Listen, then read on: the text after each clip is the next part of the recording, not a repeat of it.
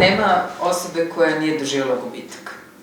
Ako ste među onim najsrećnijim, onda ste izgubili, ne znam, slučajne naočare ili omiljenu majicu i opet osjećali tugu i bes i nervozu i pitali se kako vam se to desilo i tako dalje.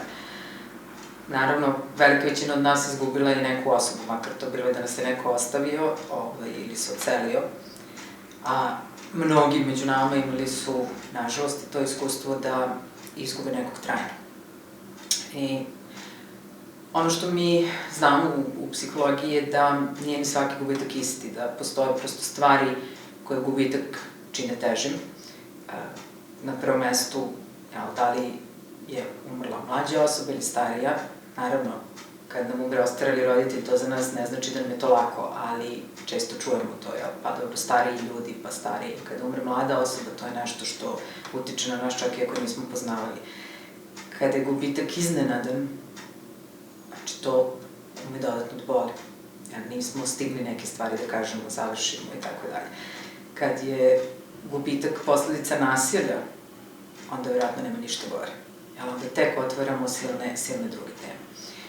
I onda kada sve to spojite i kad vam se desi da ste izgubili dete, mlado, dobro, do juče nasmejano dete, iznenada, nasilno, to da ujutru ustanete iz kreveta i nekako nastavite svoj život je već herojska priča. Da to podelite sa drugim ljudima kako se osjećate je i više nego herojska priča. Ako kad napravite taj korak, odlučite nastavite dalje da se borite za to da drugi ljudi to ne dožive, da zaštitite neku drugu decu, onda je to super herojska priča. I meni je mnogo drago što danas imam tu čast da pričam sa čovekom koji je ta vrsta superheroja, sa čovekom koji je ceo ovaj naš ciklus nesvesno inspirisao, tako što je nakon učestvovanja na jednoj našoj tribini koja se bavila uticajem medija, mi smo seli, popili kafu, krenuli da pričamo onako spontano o tome kako je to sve izgledalo i ja sam tek tada po prvi put shvatila koliko stvari on radi i sa koliko groznih stvari se suočava koje nisu vidljive s polja, jer ne znamo da ih radi, jer mi znamo ono sa čim, nešto što se prirodno nameće, nastupi na medijima, pisanje, borbe za zakone i tako dalje, ali ne znamo koliko zapravo tu postoje stvari koje mrziš što moraš da radiš i koje ti se ne rade, a radiš zato što su za opštu dobrobit. I mene ta vrsta nekako snage i herojstva stvarno inspirisala, pomislila sam da ne znam da bih ikad mogla da uradim tako nešto i da su to ljudi kojima treba više da slušamo, ne samo da bi odali tu neku vrstu priznanja tome, nego i da se i mi malo ohrabrimo, da možda ne možemo da budemo baš ti superheroji, ali možda možemo da uradimo nešto za sebe, za svoje okruženje, za zajednicu, da učinimo da ovaj svet ipak bude malo bolji. Ako ništa drugo, možemo da pričamo onome što nam se dešava i da pošaljemo tu poruku da smo ljudi, da prolazimo kroz teška stanja, da krvarimo jezivo kad se to dešava, ali isto tako da i ustajemo posle toga. Eto, to je moj neki uvod u ovu današnju priču i trudit ću se da pričam što manje, jer mislim da je ovaj čovjek nekog koga treba slušati i veliko mi je čast da vam predstavim Igora Jurića. Igore, dobar dan i hvala vam što ste došli, hvala vam što se uvek na ovakve stvari odazivate, to znam. Da, dobar dan i hvala. Da, sećam se tog razgovora, ovo je mnogo više nego same tribine, da, gde smo zaista onako razmenili iskustvo, gde je i sama ideja i meni se svidela, gde ste vi sa svoje stručne strane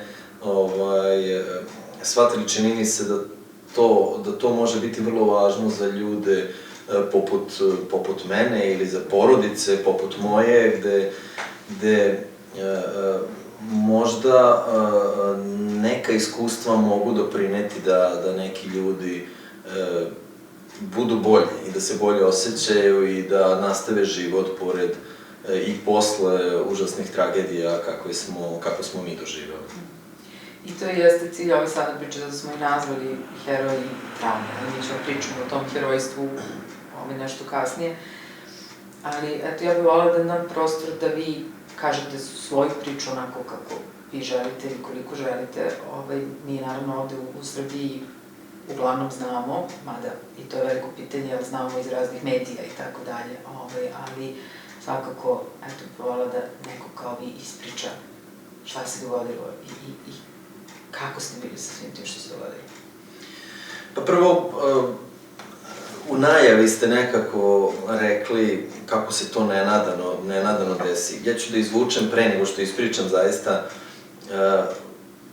kako se sve i šta se sve desilo, jedan samo detalj koji se desio posle saznanja, posle nekog smiraja, posle sahrane našeg deteta, kad smo sedeli u kući i kad je Tijanina majka Mirjana, kada je, inače Tijanina majka je jedna izuzetno jaka osoba i mnogo jača nego ja, bez obzira što je ona u pozadini i nju nećete videti u medijima, jednostavno to je njena odluka i njena i Saškina, ćerkina odluka da uopšte ne budu dostupni javnosti i to je nešto čemu ću takođe govoriti vezano za neka naša iskustva, ali Mirjana je neko ko je izuzetno sračunat i neko, dok sam ja uvek bio neko ko je nije baš nešto vodio računa, ni o novcu, ni o nečemu, Mirjana je neko ko je izuzetno osoba koja je planirala sve i koja je svaki dinar koji uđe u kuću, koji izađe, koji uredno beleži,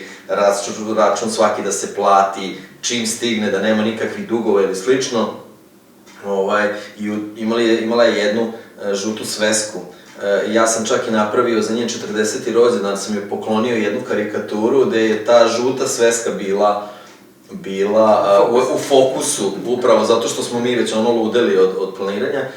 I onda kad se sve to desilo, ona je jednostavno uzela i tu svesku bacila, zato što je jednostavno shvatili smo da je život nepredvidiv i da ne možeš, treba naravno da imaš neke planove i treba, ali ne treba ih onako striktno gledati jer zaista se u sekundi život pretvori kao i nama u tim danima u pakao, ali isto tako iz tog pakla treba izaći i treba se nositi dalje i treba nastaviti borbu i za život i za drugo dete i za uopšte društvo u celini. Tako da to je, ta sveska je onako nama ostala jako upečatljiva zato što te sveske više nema. Jednostavno, imamo svoje planove, svako tu gleda da i kako treba i šta treba da radi, ali da se nešto sada striktno i obavezno planira, to više kod nas ne dolazi u obzir.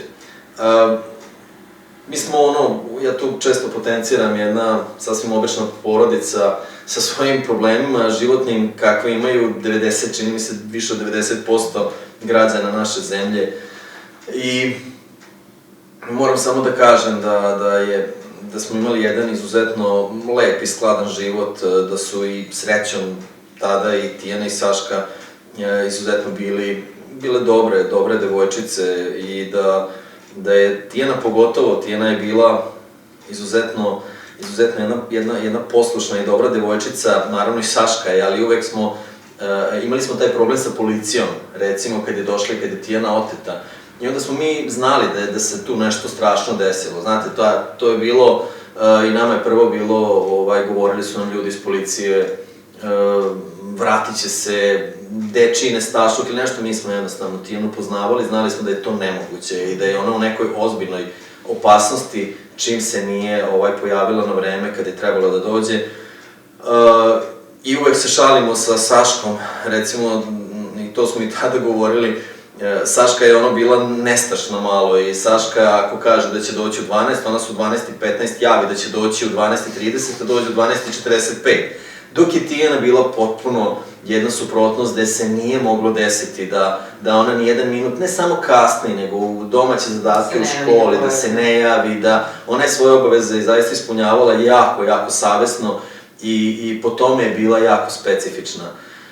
Ja sam živeo tada u Belgiji, otišao sam trbuhom za kruhom, plan je bio da Saška kada završi srednju školu, da se porodica kompletno preseli u Belgiji, ja sam se tamo snašao, bio sam zadovoljan, naučio sam jezik i sve onako krenulo nekim svojim dobrim tokom i jednostavno jedno jutro samo se desio poziv da je Tijana nestala. I ja sam odmah taj dan uzeo avion, došao sam i tu počinje u stvari jedan pakao. Prvo kad ti jave da ti je dete nestalo, to je zaista jedna priča koju si do sada gledao i do tada gledao samo na filmovima, i to američkim filmovima. Šta se s vama tada nekako, šta me prozor, ste osjećali, ali to neka, što je često kažu, kad tako nešto čuješ, budeš u šoku i to jeste naša prva faza, znači ste bili u tom nekom šoku, kao ne znam šta mi se dešava, ne verujem, ne mogu ništa ni da osetim, ili su već krenule razne vrste misle, scenarija? Čini mi se da je tu bila i ta neka moja snaga tada. Bila je snaga u smislu da ja nisam čekao. Sada isto tako želim da vaši ljudi koji ovo gledaju, da ne misle da je ovo osuđivanje, ne, naprotiv. Zato što danas kada nestane neko, nama se ljudi javljaju i onda su često nedoumici, vrlo stidljivo kako, plaše se reakcije javnosti, šta će se desiti. Ja ni tada nisam, ono što kažu, čekao da se nešto desi, nego sam jednostavno odmah preuzeo stvari u svoje ruke. I to je nešto što je jako važno. Ja sam tih 13 dana dok je bila potraga i dok se nije saznalo, ja sam bio neko ko je bio jako snažan i ko je vukao porodicu, ko je tešio sve svoje ukućane, Mirjanu, Sašku, bit će dobro, pronaći ću i obećavam, govorio za medije, izlazio tada. Ljudi su i tada vrlo čudno gledali na sve to.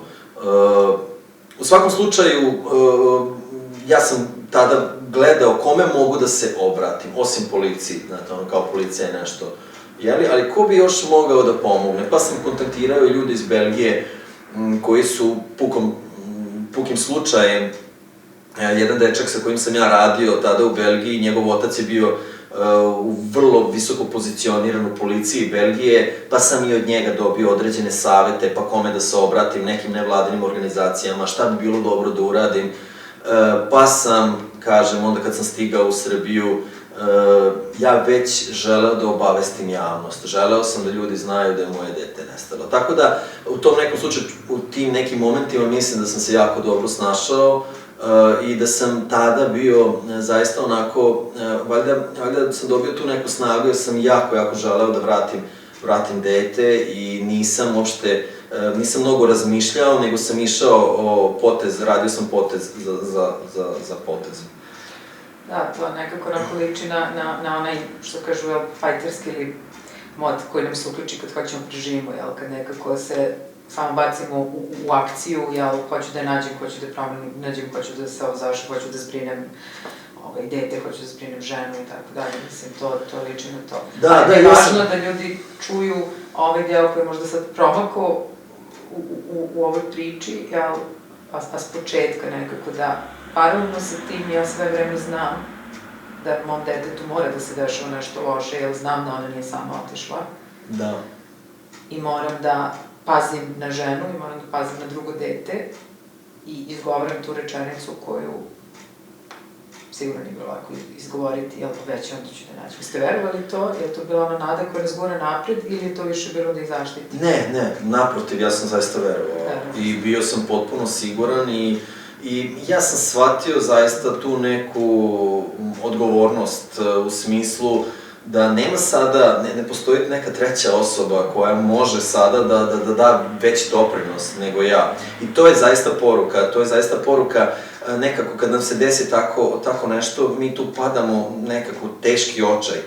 Ponavljam, nije svako isti, ali često ljudi padnu u teški očaj, prepuste se nekim dešavanjima, ne žele da preuzmu niti odgovornost, niti stvar nekako u svoje ruke. Ja moram da vam kažem da je bilo jako puno komentara na društvenim mrežama, pa čak i u medijima, na portalima gde sam čitao, naravno, komentare. Ja sam čitao mnogo komentare, pitali su me ljudi zašto čitaš komentare, ali ja sam čitao komentare jer sam mislio čak i na to da će možda taj neki otmičar poslati neku poruku, tipa da traži neki otkup ili nešto kroz komentar. Pa sam bukvalno sve komentare koji su stizali, ja sam pratio na svim portalima do kojih sam mogao doći. I uopšte, to mi je onako bio neki motiv i način kako sam se ja tada mogao boriti, ali sam bio potpuno siguran i uveren da će Tijana se vratiti kući, da ću ja biti neko ko će vratiti kući i to sam zaista obećavao mojim ukućanima i kažem, oni su svi bili pali, ja sam bio nosilac toga, ali to je zaista poruka gde jednostavno ne smeš da se predaš, a ti komentari o kojima sam govorio, bilo je mnogo komentara gde sam ja u medijima izlazio i rekao, meni je dete nestalo, molim vas ljudi pomozite mi, ovo je fotografija mog deteta, hajde da vidimo, jel možete nekako da uradite, onda su ljudi komentarisali, pa ovaj čovjek deluje kao da je potpuno hladan i ovaj čovjek jednostavno deluje kao čak i da je umešan u otmicu.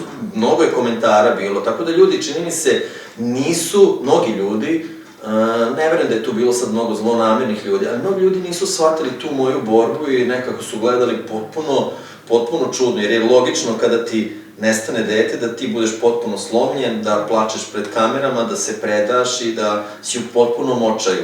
Ja jesam bio u očaju, ali to jeste i onako poruka da kad vam se desi tako nešto strašno, nekako moraš da se boriš sa tim očajem. Ja, čini mi se, bez obzira što sam pravio mnogo grešaka, gledajući iz danas sa ove perspektive, da sam pravio mnogo grešaka, ali čini mi se da sam se, ajde što kažem, hrabro nosio sa tim izazovom. I nosite se, mislim, svaki dan.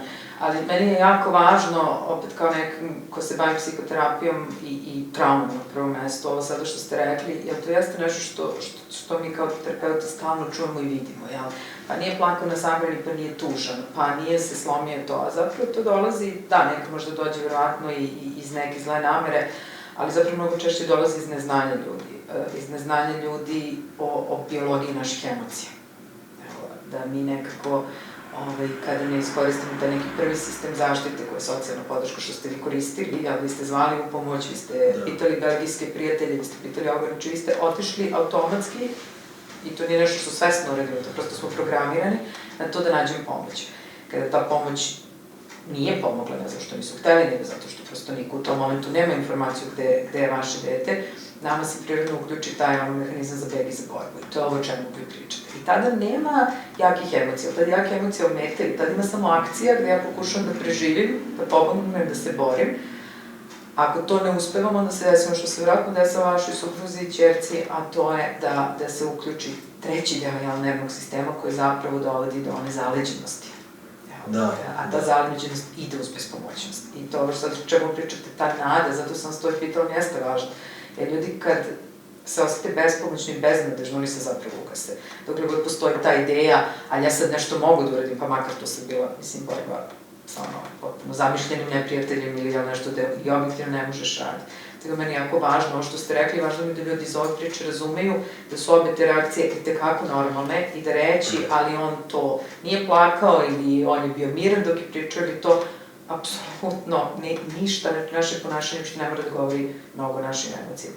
Kad su stvari normalne, da, a kad je trauma, to je druga priča. Da, upravo, tih je bilo komentara mnogo i ovo što ste rekli, ja mislim da sam tada ta moja uverenost i ta ogromna nada da će biti sve dobro i da ćemo mi nju pronaći, u stvari držala je na okupu i uopšte u životu porodicu, to je nešto što jeste, čini mi se, jako važno i možda ćemo pričati malo i kasnije o toj nekoj drugoj nadi, ali ta nada u tim teškim i najtežim momentima čini mi se da je izuzetno važna. I to je jasno o čemu svi ljudi koji su u traumatskim iskustvima pričaju. A meni je ono što je isto važno ovdje da podvučemo, pošto naravno i mi ovdje koji znamo priču, mi znamo priču o kako ste vi izgubili ćerku, zapravo zanemarujući ili zaboravljajući često taj period od kog ste rekli 13 dana, u kome se nije znalo gde je ono šta se sa njom dešava. Ja sam puno radila sa izbjeglicama i s raseljenjem iz Kosova, znači s ljudima kojima su nestali najbliži. I jako često sam od njih čula posle našoj literaturi, a da ti takozvani nevidljivi gubici nekad umeju da padnu i teže, baš zato što ne znaš. Ne možeš da pustiš, ne možeš da digneš ruke, ali ta osoba možda još uvijek živa, pa ne možeš ni da kreneš u neki proces žalovanja, a s druge strane nekako ne možeš ni da se ponašaš kao da se ništa ne dešava, jer si svestan da ti je dete koje bi se normalno pojavilo, vratilo kući negde. I da, samo ću se dotaći, ja sam mnogo puta govorio u medijima da je ta neizvesnost koja je bila kod nas 13 dana, je bila mnogo gora od tog saznanja.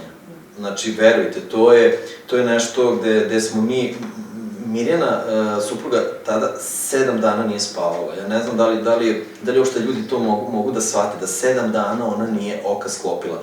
Ja sam išao sam u medije, pa sam noću odlazio, u prazne kuće sam obilazio u naselju, u Bajmoku, u tom mestu gde je Tijana nestala, i u okolini po salašima, gde sam ja se nadao da je možda tu negde skrivena. I to sam se iskradao, zato što je nekako kuća bila pod patronatom policije, pa sam ja izlazio, išao noću, se borio da možda vidim i da je pronađem. Ali tih 13 dana je padala kiša i grmelo je mnogo, a Tijana se mnogo plašila grmljavine. I onda, kad zagrmi, i onda smo mi stalno razmišljali gde li je ona sada.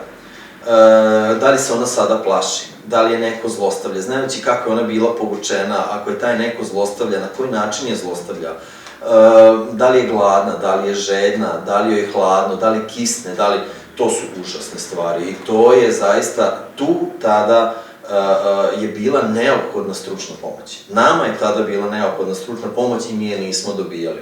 I to, gledajući sada s ove distancije, je bio i najveći motiv da ja osnovim jednu organizaciju i da pokušam na bilo koji način da pomognem tim porodicama, jer tada nemate nikoga. Vi imate prijatelje, vi imate kumove, vi imate koji su izuzetno važni, vi imate tu neku podršku, ali nema stručne pomoći koja će sa vama razgovarati, koja će vama upravo ukazati na koji način sada da vi možda na drugi način razmišljate o tom problemu koji je najgori mogući, najveći, ne postoji većeg, i niko nam nije dao tu pomoć. I ono što sam isto često govorio, jedini ljudi koji su iz institucija, iz sistema, ljudi koji su dolazili kod nas tada, bili su policajci. Tačnije 2 policajca koja su bila, kako su oni to meni rekli, oni su bili određeni za nas. U smislu da odmah smo stvarili neki dobar kontakt i onda kada smo mi imali neki poziv ili nešto, mi smo se njima obraćali. I oni su meni, i dan danas sam ja prijatelj sa obojicom, i oni su meni zaista udavali jedno izuzetno poverenje. Oni nisu mogli da mi daju stručnu pomoć, ali su mogli da mi onako stameno su delovali, ljudi koji znaju svoj posao, i meni je bilo dovoljno da su oni sada tu i da mi kažu mi tražimo Tijanu. To je za nas u tom momentu bilo bar to, kad nema druge pomoći. I onda su oni bili jednom, 2 put, mi smo ih uporno zvali 3., 4., 5. dan, oni se više nisu odazivali. Kasnije, i oni su sami rekli da su oni bili potpuno nespremni da se susretnu sa porodicom koja ima takav gubitak i sa porodicom koja doživljava tu ogromnu neizvesnost i nisu imali snage jer nisu imali šta da nam kažu. I zbog toga mislim da je jako važno da država nađe rešenje i ljude koji bi u tim momentima pomagali porodicama koje se nađu u takvoj ili nekoj sličnoj situaciji. Da, svugde u svetu, ne svugde, ali, ajde kažemo, u tim malo organizovanim ili bogatim društvima postoji to nešto što je grief counselor ili trauma counselor koji upravo takve stvari radi, ide na teren i razgovara. Mi to nemamo kao mogućnosti. Jasno mi je zašto je to u tom trenutku bilo potrebno. Izuzetno važno. Mislim da je samo neko ko je mogao da dođe i da razgovara sa nama tada, da bi nam značio, da bi bio neprocenjive važnosti. Ali takve osobe nije bilo. Sad me asociramo to, dok vas slušam, kao što nismo znali ni mi šta da mislimo, treba nam je neko da nam kaže, a nije postojala ta stručna pomoć. Ali ono što često čujemo od ljudi koji dožive teško iskustvo jeste kako se zapravo ni ljudi u okruženju ne snalaze sa tim. Ljudi ne znaju šta da kažu u toj situaciji i onda vrlo često ulete u neke komentare koji budu užasni zapravo i još dodatno bole, tipa čuo sam ljudi koji su imali dete koje umiralo od raka u jednom momentu, kako im je doktor rekao, pa dobro, mladi ste, napričate drugo dete, što naravno njima u tom trenutku bio poslednja stvar koju hoćete da čuju. Kako je vaše iskustvo sa ljudima? Koliko ste imali podršku, a koliko ste imali dodatne muke na svoju već postojeću muku? Generalno, meni je najveći problem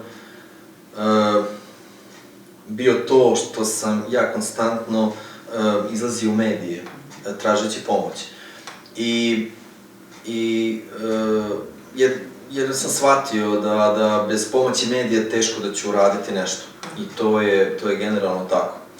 Ali onda se desilo da razni tabloidi želeći da od te tragedije, od nestanka jednog deteta naprave senzaciju, onda se desi da zaista sa vrlo lošom namerom oni puste određene tekstove, određene naslove gde dete dovedu zaista jako tešku situaciju. I to su generalno za mene i za moju porodicu bili najteži trenuci. Sad, na dodatno to što 10 dana, to je bio 10. dan konkretno, na dodatno to što 10 dana tražiš dete i u totalnom si šoku jer 10 dana nema vašeg deteta. To je, ne treba da objašnjavam koliko je to. Zamislite svi vi roditelji da 5 minuta ne vidite svoje dete u tržnom centru, ili da, pa ste u totalnom šoku. Zamislite 10 dana.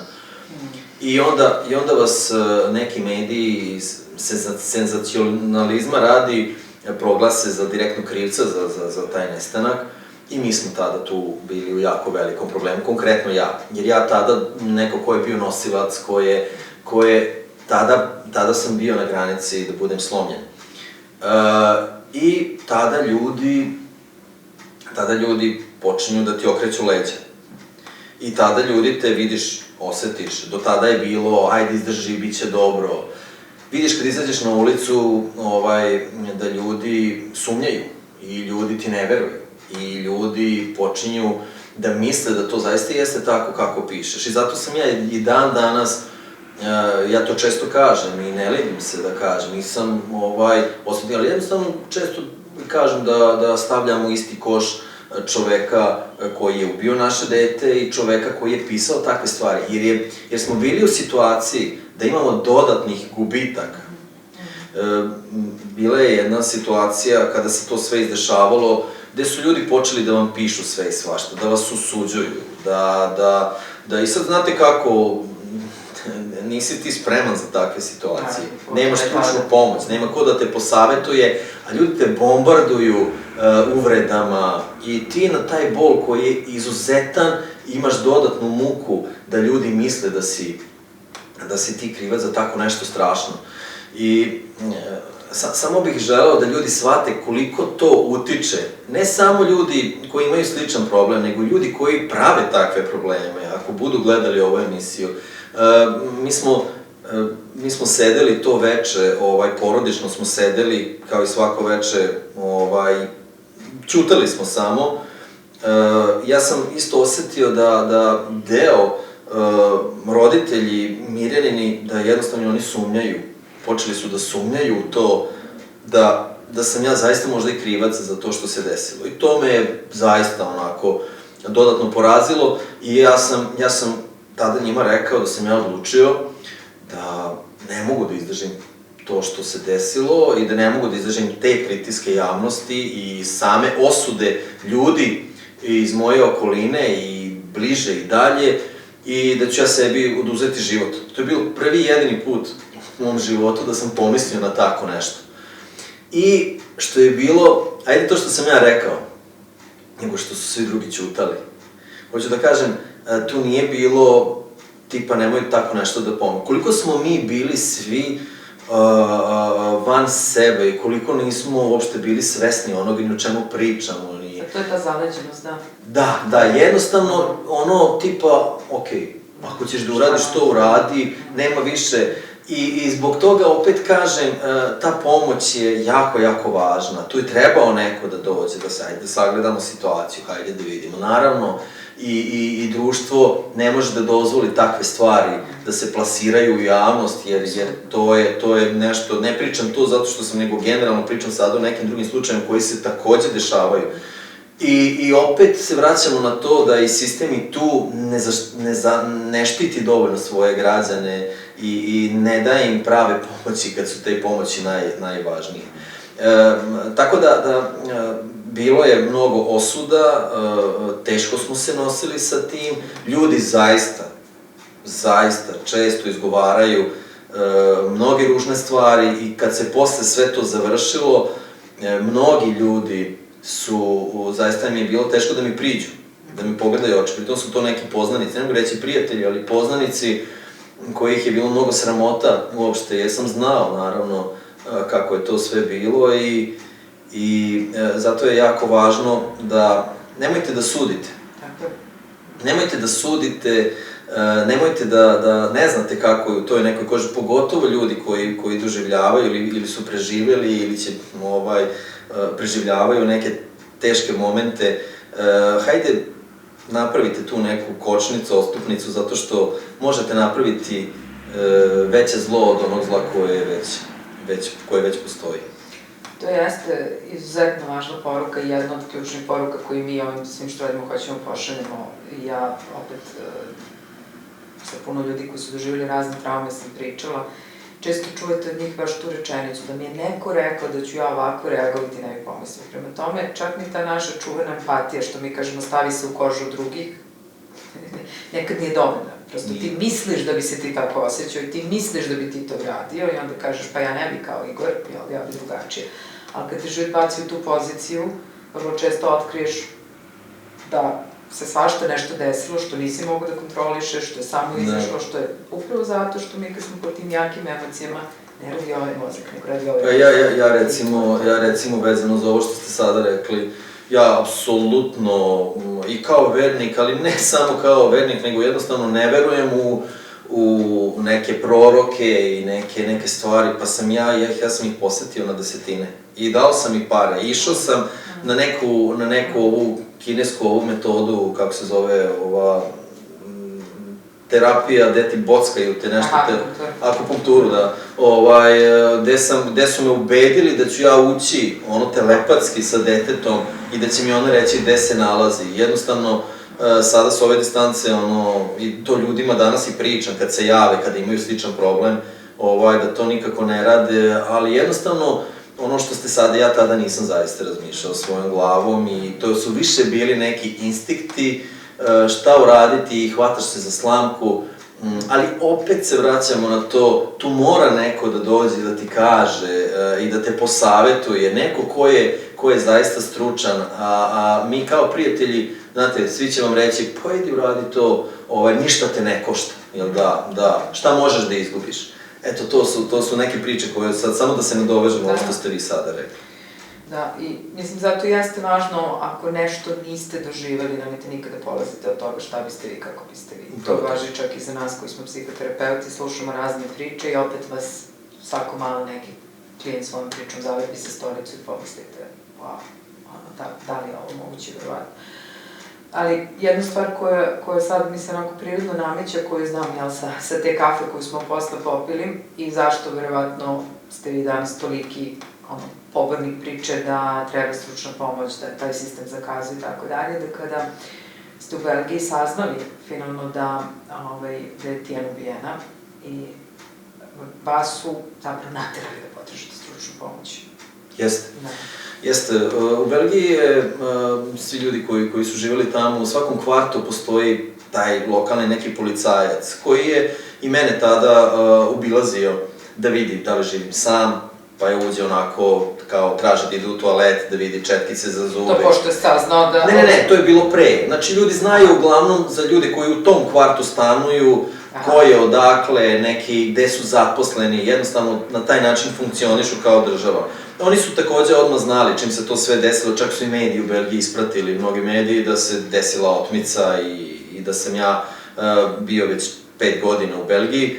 I ja sam se vratio posle nekih 2 meseca u Belgiju, želeći da nastavimo taj neki život u Belgiji. To se naravno nije desilo, shvatio sam da ne mogu da živim više u Belgiji posle svega što se desilo.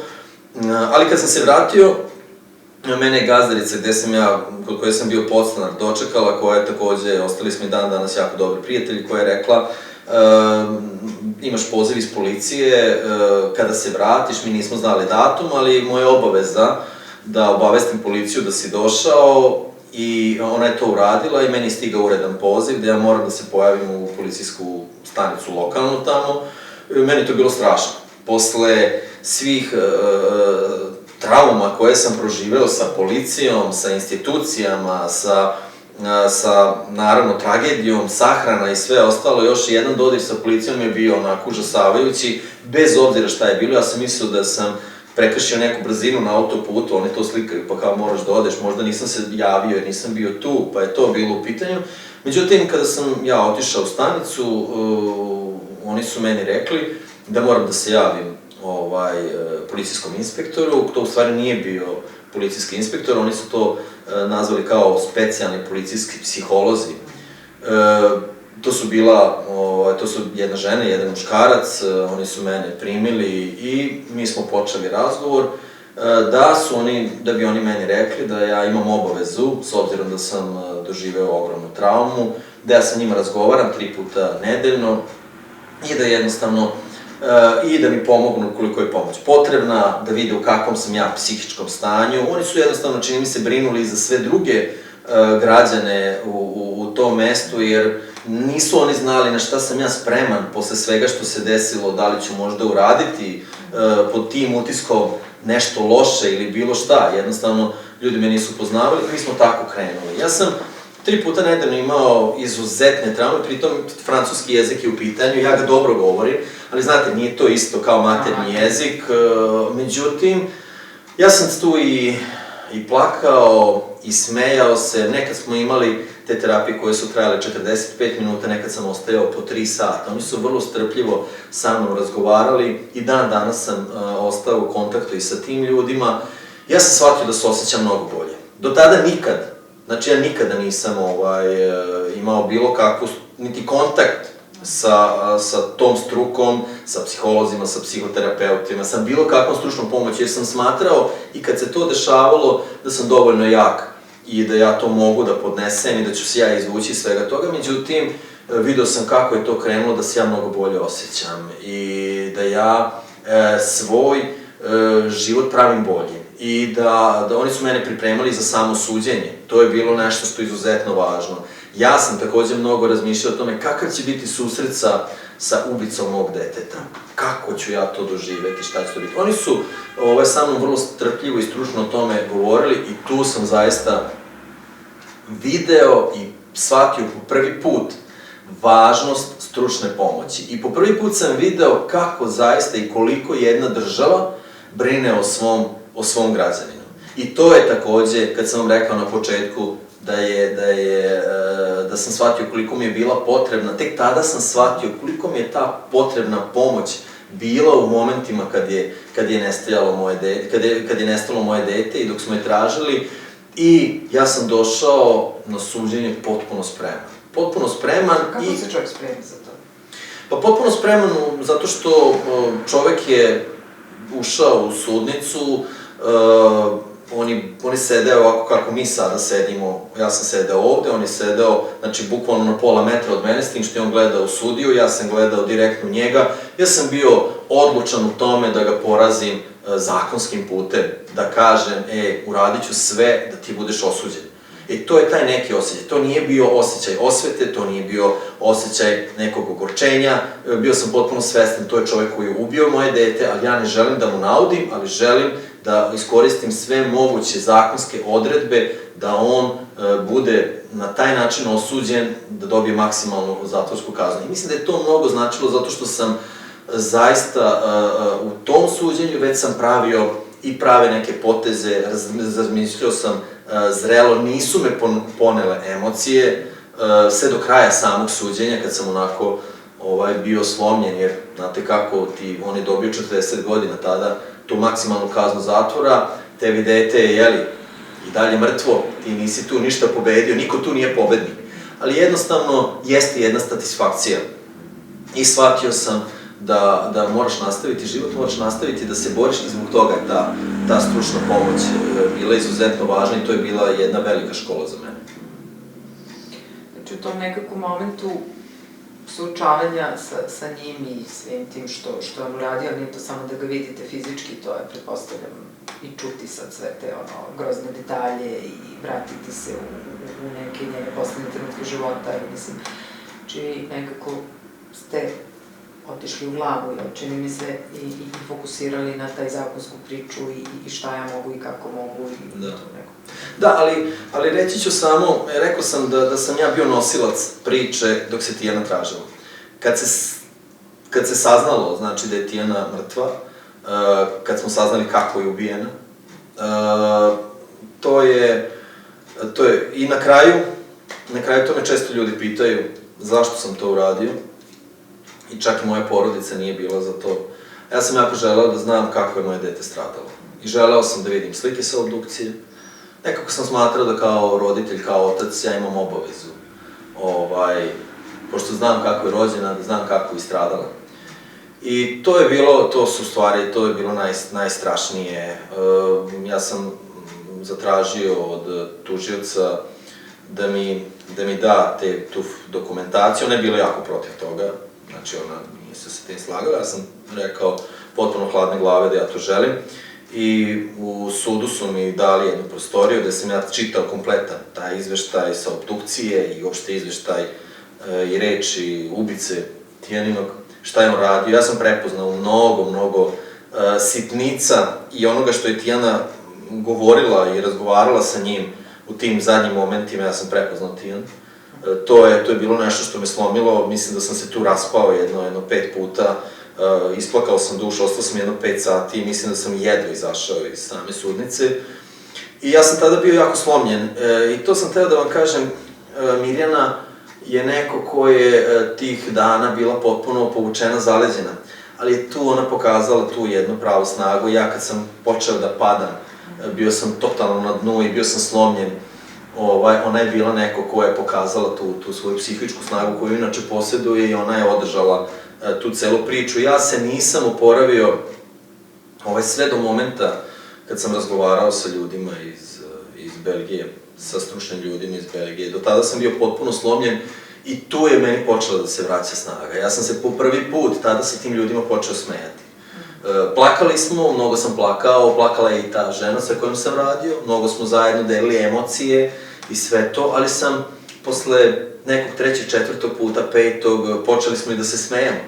I video sam da to ide, da ide na dobro, da ide na bolje i to je taj susret, onda sam ja zaista rekao,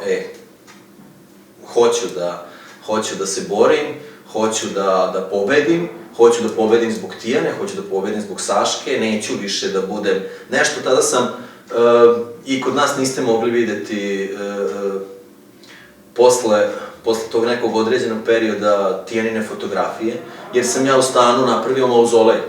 Napravio sam na 100 Tijaninih fotografija, koje god sam pronašao, i onda sam ja to sve sklonio. Ostala je jedna fotografija koja bi inače bila na zidu i da se nije desilo to što se desilo, i samo sam rekao, idemo dalje, nemam više pravo da uništavam život ni sebi, a pogotovo ne mojoj Saški, i tu su bili ti ključni momenti kada se stvari prelomilo u meni da se može nastaviti, i danas ne dozvoljavam jednostavno kome ne zna da shvati da sam doživio neku tragediju. Ne želim.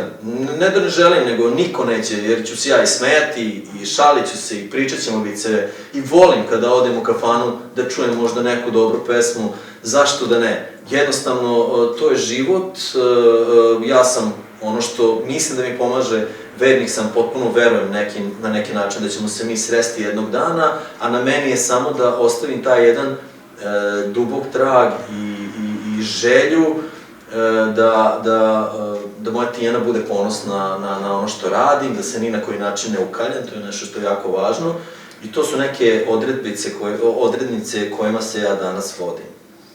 Rekli ste mi, sad kad ste rekli vernik, to mi je isto nekako važno, ljudi često kažu to pomoglo mi je vera, pomoglo mi je pokušaj pronalaženja smisla u celoj priči, kao sa što kažete, idete dalje u tu borbu.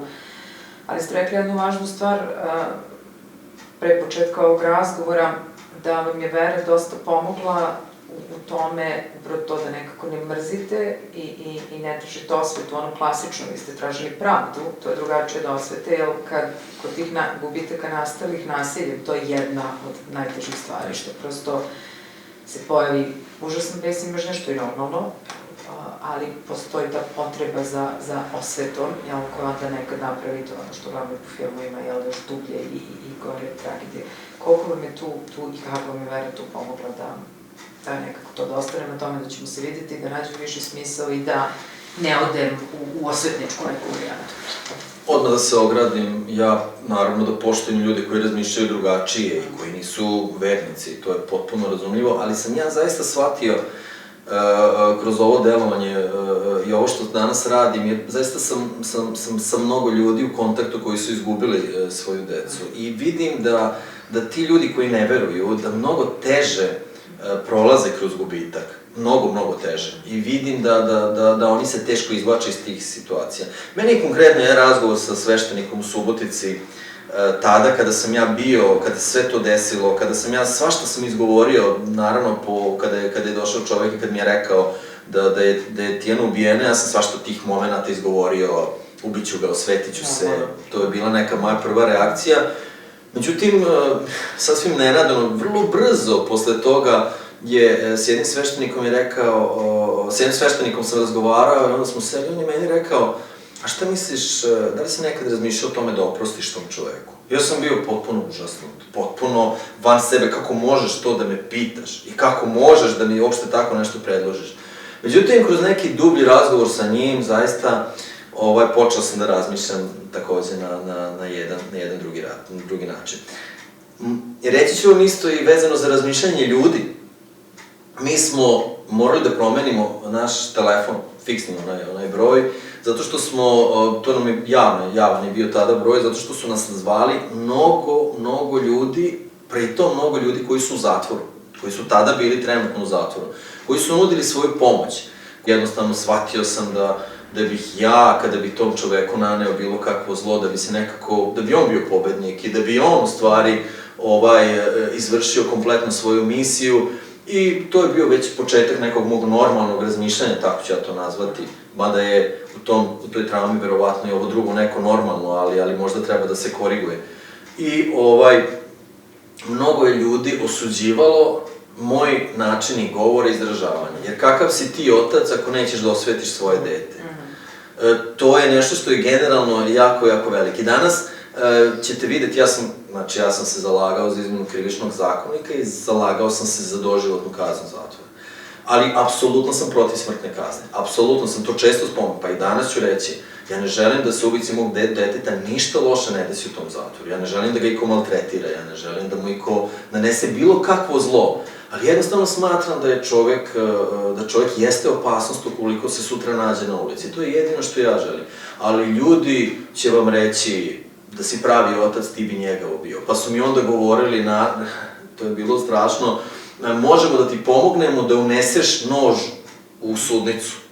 Znači, tu je bilo neverovatnih ponuda i neverovatnih osuda. Ljudi, jednostavno, čini mi se da još to jeste, ne znam ni kako to da objasnim, nekako mi nacija, kao nacija, i sami ste rekli, jesmo empatični, ili bar za sebe smatramo da smo empatični, i nekako nismo bili nacija koja je bila neka, koja je osvajačka bila i koja je želela, ne, ali jednostavno to jeste nešto i danas ćete videti da je jako veliki broj ljudi za smrtnu kaznu, znači za nasilje, i to jeste generalno problem. I opet mislim da ta svest nije na dovoljno visokom nivou kada pričamo i možda...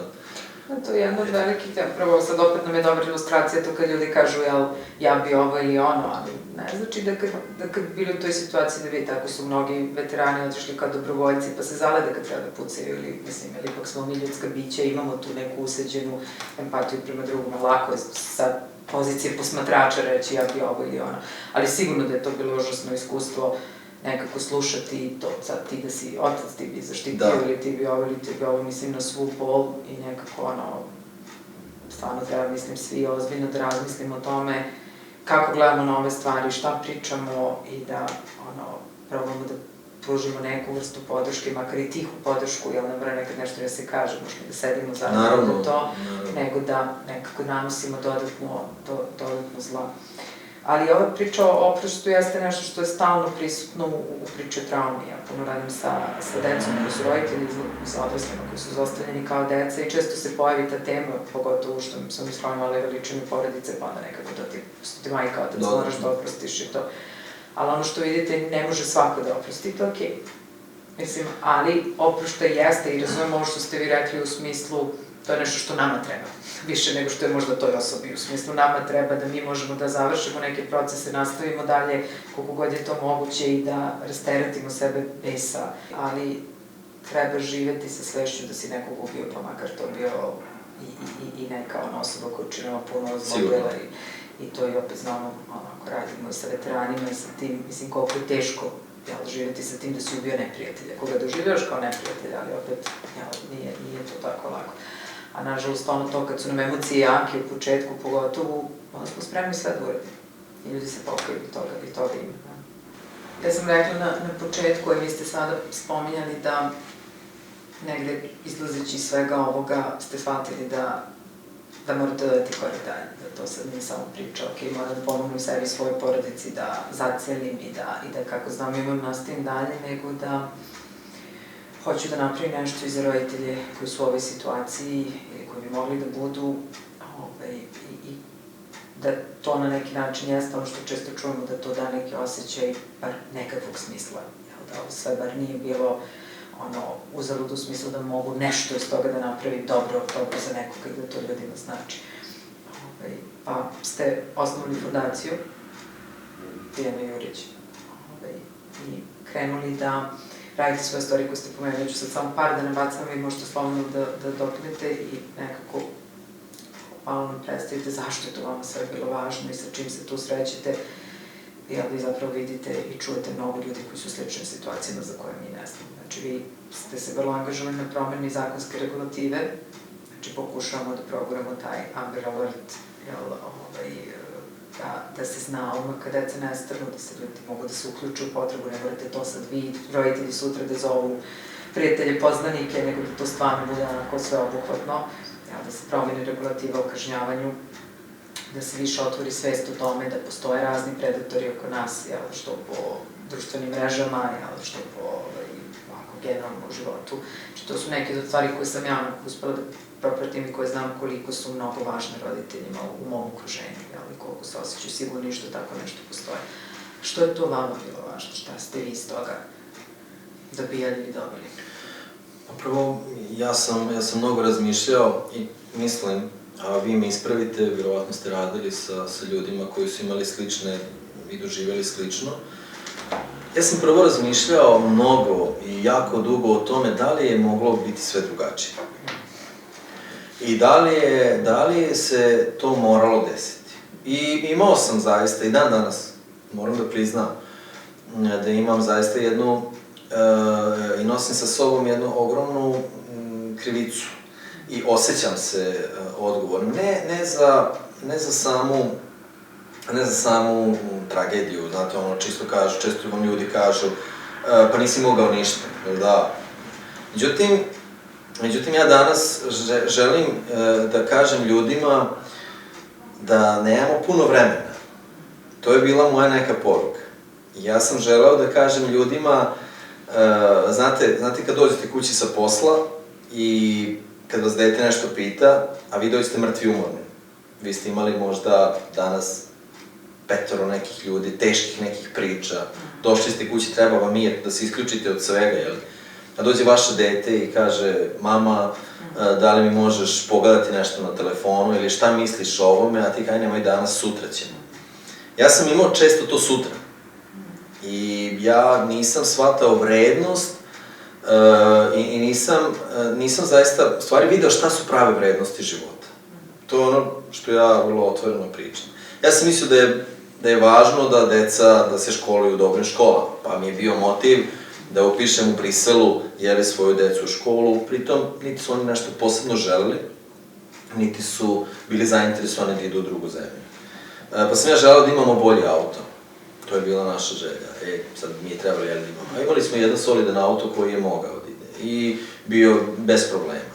Pa sam ja otišao u drugu zemlju i to je ono o čemu ja često govorim. Gde sam ja od tijenih 15 godina, zamislite, 5 godina sam bio u inostranstvu. Pre toga sam se bavio i radio i igrao fudbal i malo vremena provodio kući, jeli? I onda sam ja i zaradio nešto para. I ostalo je tih para nešto. I mi smo imali, a u stvari sam shvatio da sam izgubio sve. Ili mnogo toga, jel da? I onda sam ja želeo na to prvo da ukažem ljudima, ajde da se okrenemo prvo onim najbitnijim stvarima, sve ostalo su sitnice. Ja sam imao gomilu briga, gde sam mislio da su to tada najveće moguće brige i pitanje da li ću ih rešiti, jel da? A onda kad su vam ubili dete, ja sam ih rešio u sekundi. To su postali potpuno beznačajni problemi koje sam rešio posle onako te nisam razmišljao. Danas često ljudi me često pitaju i neki moji prijatelji koji kažu imam, ne znam, problem ovakav ili onakav, ne znajući u stvari s kim razgovaraju, nesvesno, jel da? I onda svesno, onda se sete, pa ti si izgubio dete. Ja ih razumem. Ja želim da im kažem da jesu tvoji problemi trenutno najveći, ali to zaista nije toliko veliki problem. Verujte, problem je zaista jeste kada ti se desi tako nešto strašno i kada ti neko otme dete. To je onda pravi problem. A drugi problemi su zaista manje bitni i rešivi. Ako neki novac može da reši neki problem, to je potpuno rešivo. To je bila prva stvar, prvi moj motiv, da idem po Srbiji i da govorim ljudima, hajde, osvrnite se pravim životnim vrednostima, osvrnite se deci. Drugi motiv je bio to da sam video da ne funkcioniše sistem, ne funkcioniše država kada ti nestane jedno dete, da se tu nešto mora promeniti. To sam video, to sam doživeo, živeo sam taj život 13 dana kako niko ne zna šta treba da radi i niko ti ne pomaže. Treća stvar, shvatio sam da jeste generalno problem, da vidim da su i video sam i tada i na društvenim mrežama i video sam da jeste generalno problem, pa sam se bacio na to. Četvrta stvar, to je nešto što me jako motivisalo, a to da Tijana je bila devojčica koja je upisala etnomuzikologiju. I ona je želela da peva tradicionalne naše pesme i da promoviše kulturu i zaista je bila osoba koja je pevala u crkvenom horu i onako imala je jednu pravu želju da promoviše zaista prave vrednosti. I onda sam ja u tom mestu u Bajmoku, gde je bilo, taj Bajmok je poznat bio po tragedijama, ogromnim tragedijama koje su se desili u prošlosti. I onda sam ja želeo da u jedno moja velika želja i dan danas još se nije ispunila, ali će se ispuniti, nadam se, da se Bajmok umesto u Crnoj hronici pojavi u kulturnom dnevniku RTS-a. To je recimo neka moja želja, pa evo već 5 festivala smo organizovali dece do 16 godina koje pevaju tradicionalnu našu pesmu. Pa smo dovodili tu pozorišta, tu su bili naši poznati glumci od Nataše Ninkovića, Zorana Cvijanovića, Laneta Gutović, da ih ne nabrajam sve dalje, Lečića i drugih, gde smo odjednom postali i ljudi su počeli nešto da im se dešavaju. I ima još jedna stvar koja mi se nije ispunila, a to je koja je sad blizu nekog izvršenja, gde sam, Tijana je bila zakopana na jednoj divljoj deponiji. Taj čovek je, kada je to uradio, odneo je Tijanu na tu divlju deponiju i tamo je zakopao. I onda sam ja želeo da u te divlje deponije izgradim neki park. Znači, odmah da samo ljudi da shvate, ne želim da se on zove Tijanin park ili bilo što, jer nekako ljudi povezuju, sad ti želiš sve da bude ne. Nego jednostavno samo nekako hoću da tu gde se dešavalo da niče nešto lepo, da se promoviše kultura, da se napravi od divlje deponije jedan park kojim će se to mesto ponositi, tamo gde je ona bila zakopana. I jednostavno želeo sam zaista, video sam koliko smo propatili i koliko i danas patim. Jednostavno, želeo sam da pokušam da ljudi više ne pate. Ili bar da uradimo sve da ljudi više ne pate, na taj način kako patimo mi. Tako da danas imamo mnogobrojne aktivnosti i ja o tome govorim i ljudima koji se meni javljaju, koji su doživjeli slične traume. Ljudi te jednostavno vide na televiziji i vide kako ti se nosiš sa tim i kako ti to guraš, tu celu priču, onda ljudi jednostavno se poistovete sa tobom, želeli bi oni na neki način da budu, i ja nisam stručno lice, ja im to uvek kažem. nekako je mnogo važno da ljudi razgovaraju sa stručnim licima, poput vas koji mogu da im na stručni način pomogu, ali je jako važno i da se prenosi to neko iskustvo. I kažem, ja sam sa mnogima u kontaktu, sa mnogobrojnim porodicama koji su izgubili, sa mnogobrojnim ljudima sa kojima sam danas baš onako u prijateljskim odnosima, gde se mi posećujemo i bodrimo jedne druge. Neki zaista se teško nose sa tim, neki su otišli u potpuno jednu drugu krajnost, gde čak i ja sam im oni odbijaju bilo kakvu vrstu pomoći, oni samo traže od mene možda da tu neku njihovu priču, ne znam kako sad da vam to objasnim, da ne bude da se pogrešno ne izrazim, da se ta priča ispromoviše u javnosti ili bilo šta drugo, a ne traže pravu pomoć, ne traže svrhu i ne žele da prime pomoć na pravi način. I to su jako, jako teške situacije i to jeste ono što sam rekao na početku priče, da su to ljudi uglavnom koji ne veruju i ne mogu da kažem da ne znam na koji način bi im ja mogao pomoći. Tako da ima raznih priča i mislim da sam u celoj situaciji pronašao pravi motiv i evo danas moram da kažem, to ću da nikad više, čini mi se, nemam volje za borbu, da sam naučio, pored francuskog koji govorim, da sam, evo, sada govorim izuzetno dobro engleski jezik koji nisam znao, nisam mislio da ću govoriti jedan, evo sad govorim i taj engleski jezik, da sam upisao 2 fakulteta. Pravo beše jedno, jel? Da, na pravo sam, jedan je viša poslovna škola, to mi treba zbog posla, jer ja radim u jednoj privatnoj kompaniji, a drugim je pravo, student sam prve godine, to ne pričam nešto često, je nekako, i ljudi i ova deca kad me vide na fakultetu, malo se začude, ali jednostavno smatram da mi je jako važno za sve ove aktivnosti, za fondaciju, da im priđe malo i sa stručnije strane, ali hoću samo da kažem da čini mi se nikad više volje za život nemam i nikad više motiva za borbu. I da se to može dobro kanalisati. Ne mora svako da nađe motiv na način na koji sam ga ja našao. Postoje drugi stvari, postoje stvari vezane za decu, postoje stvari vezane za sport, za neke druge stvari. Ne moraš da budeš sada promovisan u javnosti kao što sam ja, kao što nije niko od moje porodice, znači vi ne možete videti, jednostavno to je njihov način borbe, ali se izuzetno dobro nose i svako može da nosi svoj krst, što se kaže, na najbolji mogući način, samo moraš istraživati i moraš naći ono što ti ispunjava i ne smeš se predati. To je ono kako ja to danas vidim. I vi ste pravi primjer onog što mi zovemo u literaturi posttraumatski rast. Jel, mi se često bavimo time, da li može čovek da se oporavi od traume, da li može da nastavi dalje. Mislim, nikad mi nismo isti posle traume, tu nema šta. Ali možemo da nastavimo dalje, a ono što znamo iz primjera kao što su vaše, možemo čak malo i svega toga da porastimo. Upravo tim traganjem za nekim smislom, traganjem za novim izazovima, promenom sopstvenih vrednosti. Znači, vi ste bukvalno opisali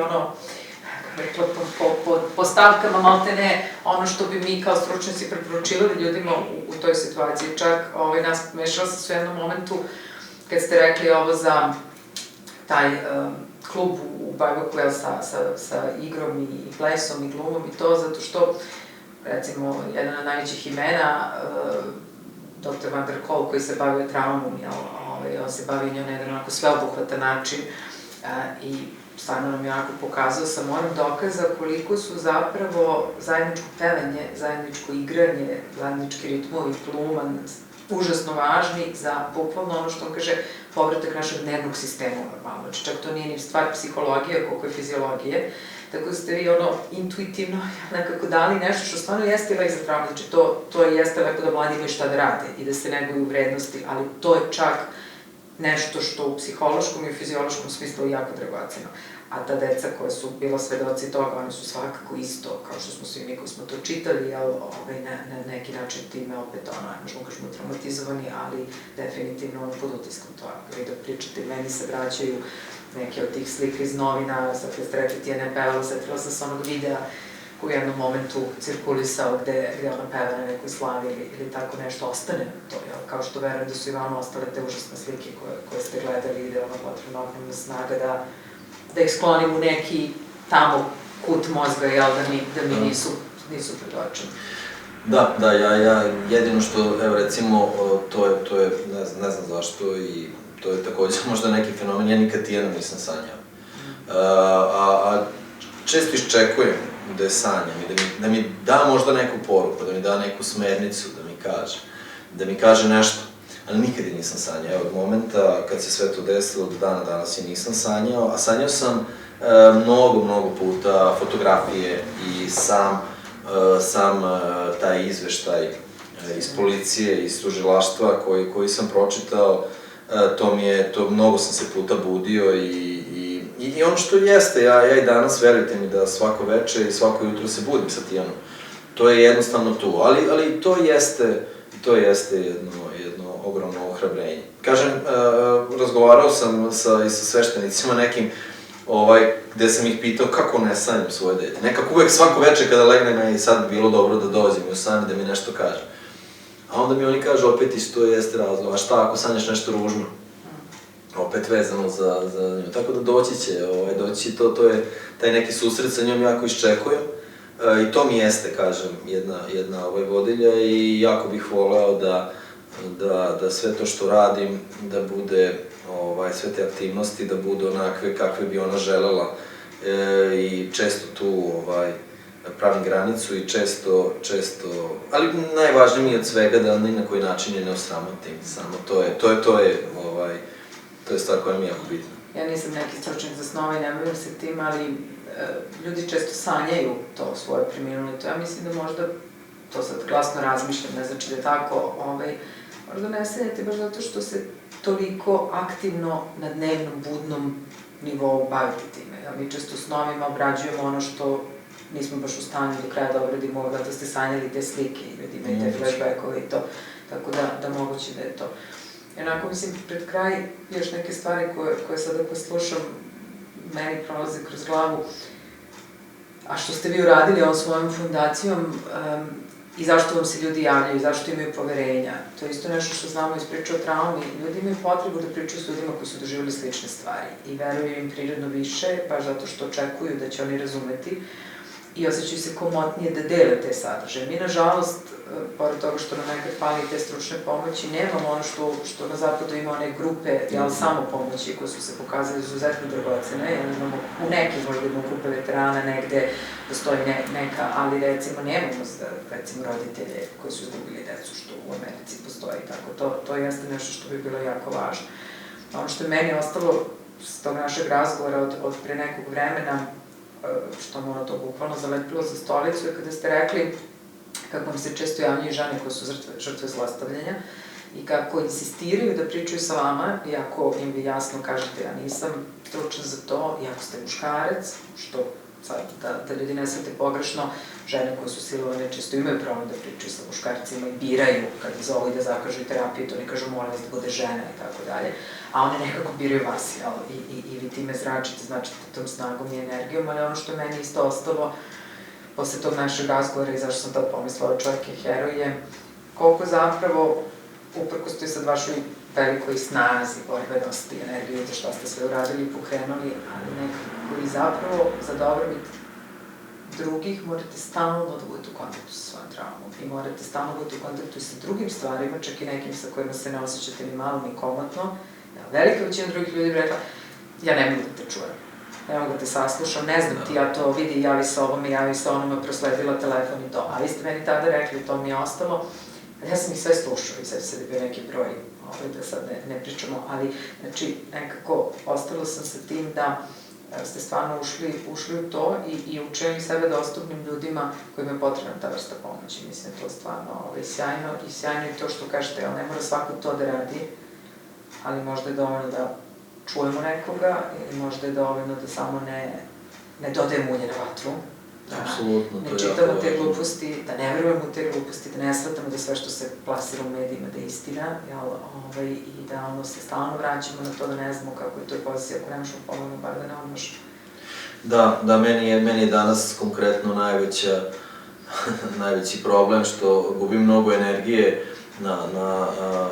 na objašnjavanje ljudima, da li su neke moje namere iskrene ili nisu. Da li je to što ja sada guram jednu, da li je to zato što je to, ne znam, to neka američka, lupam, fondacija ili nešto pričam sad za Amber Alert i dalje. Mislim, to su neke tako besmislene stvari koje plasiraju, čini mi se ljudi, da li iz potpunog neznanja, a sve više sumnjam u te neke slučajnosti ili zbog toga što imaju loše namere.